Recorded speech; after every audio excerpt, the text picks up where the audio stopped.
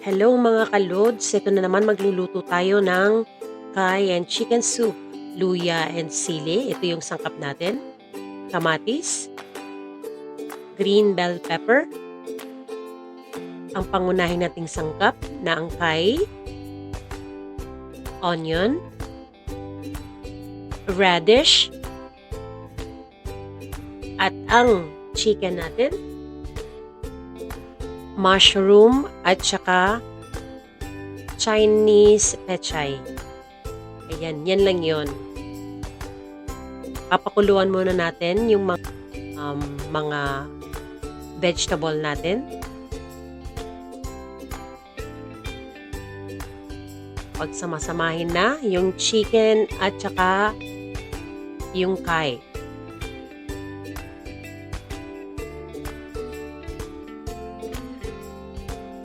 Ayan. Radish.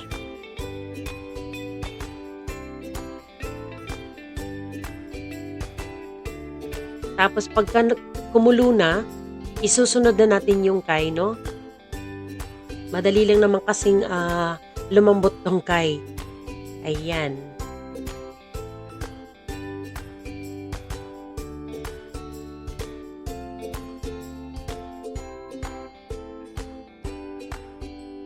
Susunod na natin yung parang magic sarap natin, pampalasa. Dadagdagan natin ng paminta.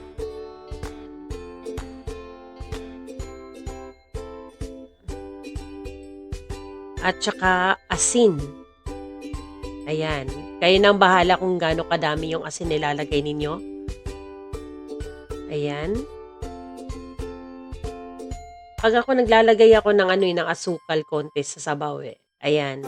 May konting asukal. Lalagyan natin yan ngayon. Ayan, asukal yan yung nilagay ko. Ayan, meron pala kaming isda. Ayan, fish. Fried fish. Pang sabay sa natin. Sa sabaw. Mas masarap yung may kasabay yung sabaw. Eto na. Ilalagay na natin yung yung pechay.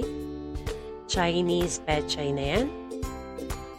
Napakadali lang lutuin, di ba? Ayan. Tapos ilalagay natin yung mushroom. Konting pakulo lang yan, guys, mga 3 minutes lang. Kasi gusto ko yung yung crunchy siya, hindi yung malata yung gulay natin. Mas masarap. Konting pakulo lang yan. Takpan lang ng konti. Isisim lang natin siya ng mga 3 to 5 minutes. Mas mahaba na nga yung 5 minutes. Dapat mga 3 minutes lang. Ayan. Fast forward natin para mas mabilis.